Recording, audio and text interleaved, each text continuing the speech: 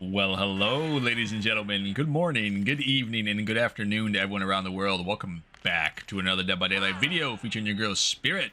In today's build series, we come at you guys with a very powerful gen control build. So for those of you out there that have difficulties of patrolling gens, getting gen rush, toolboxes, all that sort of thing, this build should do wonders for you. Today we're coming at you guys with Eruption, Nowhere to Hide, Overcharge, and Sloppy Butcher. We're going to break down these perks individually, and then we're going to dive into a couple games here. Eruption, if you guys have not used this perk, I highly advise you to give it a shot. If you need a gen control perk, Eruption allows you to damage a generator. So every time you kick a gen, you will apply Eruption to it. If you down a survivor, that generator that you have Eruption on, this can trigger on multiple different gens, will lose 10% of its progress when a survivor enters the dying state.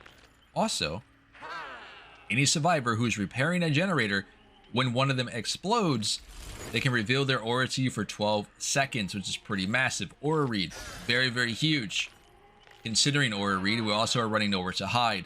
If you kick a gen, any survivor within 24 meters of that area will also show their aura to you. This is between walls, around corners, in the basements, all that sort of thing, which is very good. Overcharge allows you to do so many different things, especially with Pop Goes the Weasel, Eruption, Merciless Storm.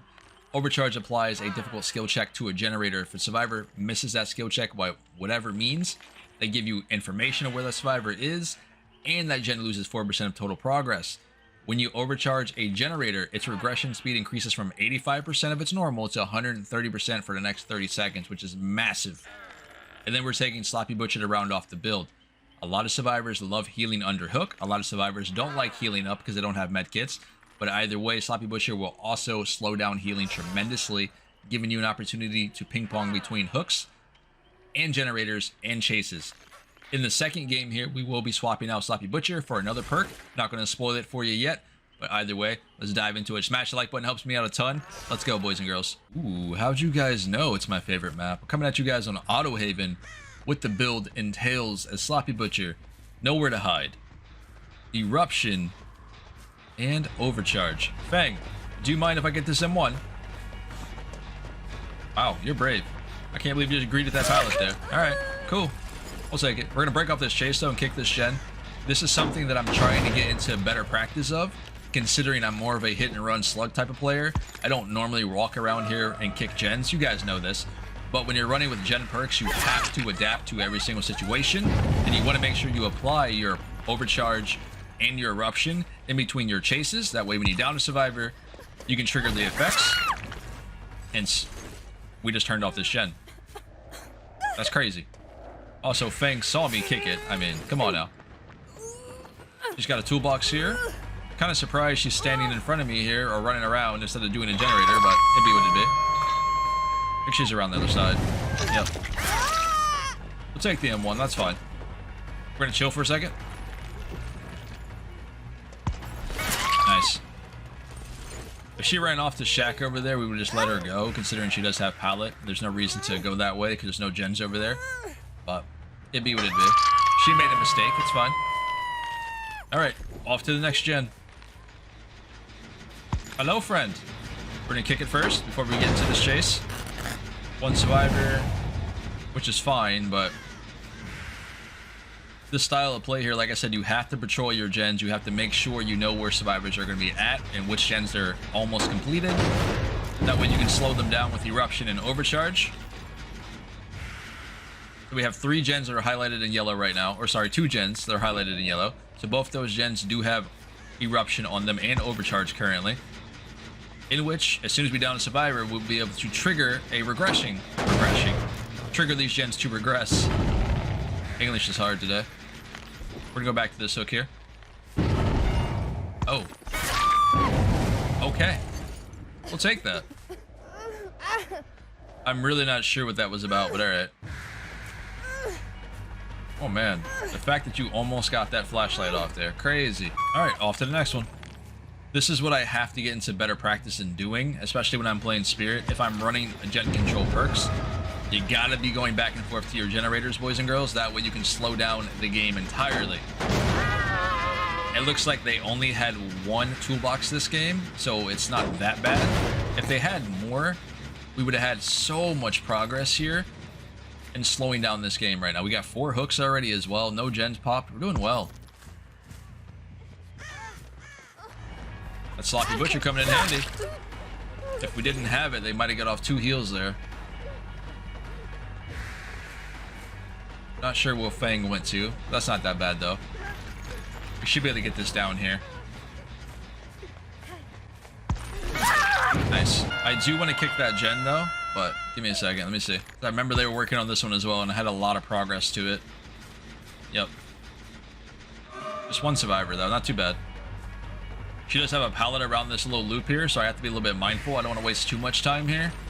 If I can get the pallet out of her, that'd be great. We got it. Oh, well played.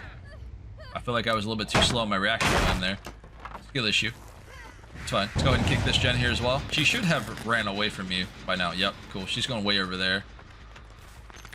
Let's get back to the other side. There goes a crow coming down. Also, speaking of crows, I appreciate those that actually pay attention to those, considering these crows give you guys so much information, not only on Spirit, look at Nowhere to Hide doing work, but on every killer in the game. It allows you to know where survivors are at and or going or have been. It is very, very good to make sure you pay attention to the birds that are flying around on the maps, because sometimes that information is so vital to winning and or losing a game if you are not paying attention. Eruption is doing a lot of work on the backside of Shack, maybe? I did see the scratch marks back there. Well, this might be a misplay because there's no gens back here for me to be on here for. Yep, that's fine. Who's this? Oh, it's Fang. Friend! I'll be with you in a second, hold on. Alright, she's going that way, I think. Yep. We should be able to get her here. Chill for a second. We got her. So close. And I'm not sure why the other survivor was hanging out on the other side there. Unless you're gonna go back and touch that gen. Just, yep, cool. That was an overcharge giving me value there. We'll take it. Who was that though? Inside. You come here often. Goodness, man. And you're dead. Thanks for playing. You did well. Almost. You almost did well. I think she kind of really messed herself up by saboing that hook. You know what I mean? Like, there was no point of doing that. And then she went down immediately, so... Hold on. My ears work sometimes. Well, you suck at hide and go seek, by the way. Just thought you should know. Alright, so Nia is dead on hook. Well, that's kind of cool. The bots will also replace you, even though if you're, you know, you pass out or you die on hook or whatever. That's fine. One survivor back there, and Fang should... Cool. Wait, that's not Fang. That's the other one, right? She's not injured. I'm not sure what her name is. I think it's Nancy, maybe? I'm probably way off.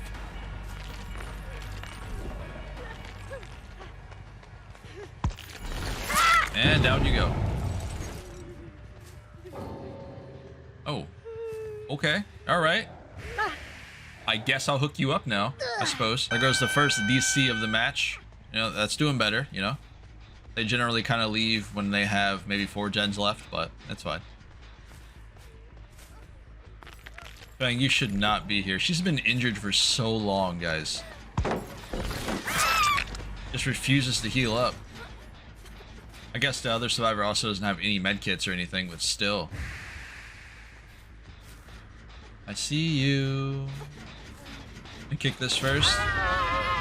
Okay. Alright. I deserve that. I feel like I always run into Blast Mine when I'm actually doing some sort of kicking gen build. Every time. Don't worry, I got you. Thanks for flashlighting me. I appreciate it. She'll make this one. And we'll just have to play around this. We're not going to break this pallet here. We should be able to get this. Yep. Awesome. And it looks like we will dive into game number 2 here. We got 1 disconnect, which is fine, because, you know, she went down. I guess she just thought the game was over for her. It's all good. But other than that, I'll see you guys in a split second. Let's go.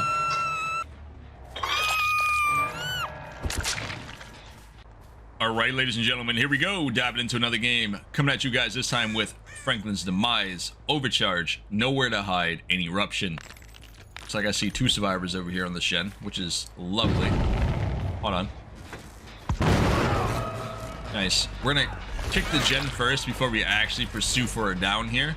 I want to make sure we're able to always have one or the other perks going at all times. Be that sloppy, no, sorry, not sloppy butcher, but Eruption and Overcharge. Sweet. There's another injury as well. 2 injuries for the first gen pop is pretty massive here. We'll kick this gen 2 and then go back to main building. That way we can apply more pressure. I think main building gen is probably the most important one on this map. It gives you access to so much of the map here. If you push out a survivor from the main building, you generally know which way they're going to run off to, you know, because you can see which way they're going to head to, right?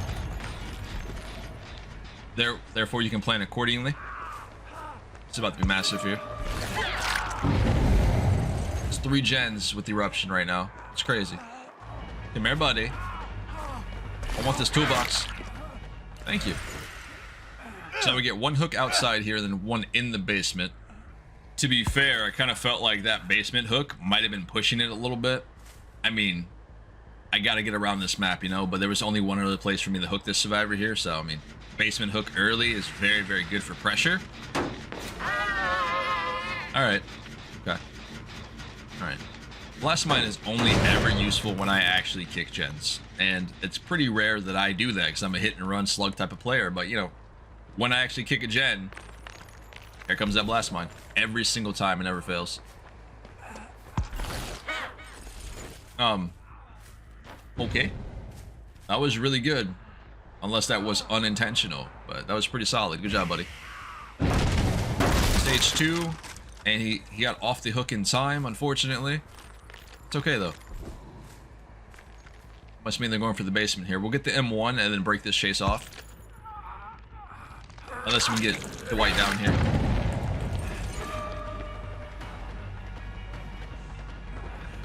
Hold up.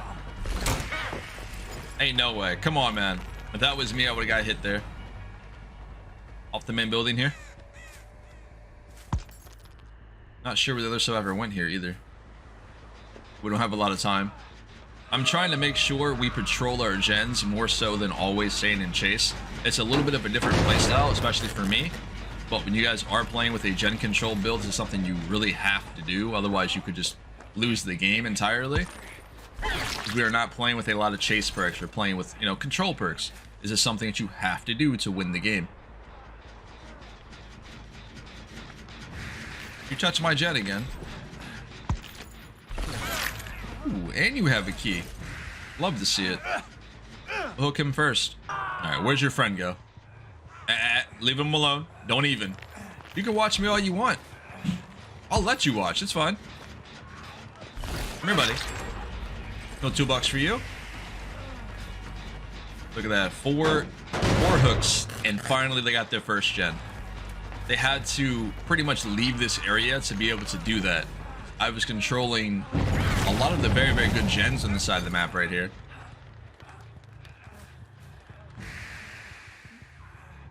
They'll be able to get one of these pickups, I think. Yep. Cool. Well played, Dwight. We are not playing a slugging build here, so we do have to make sure we at least get these survivors on hook to win this game. Stage 2 for you as well. You just have a safe pallet here. Okay. All right. You know, even with the auto pull, I'm kind of surprised he did not get smacked there. Hey, buddy. You come here often. That was not the play here. Nice. Let's go on for the unhook. We're gonna make a trade.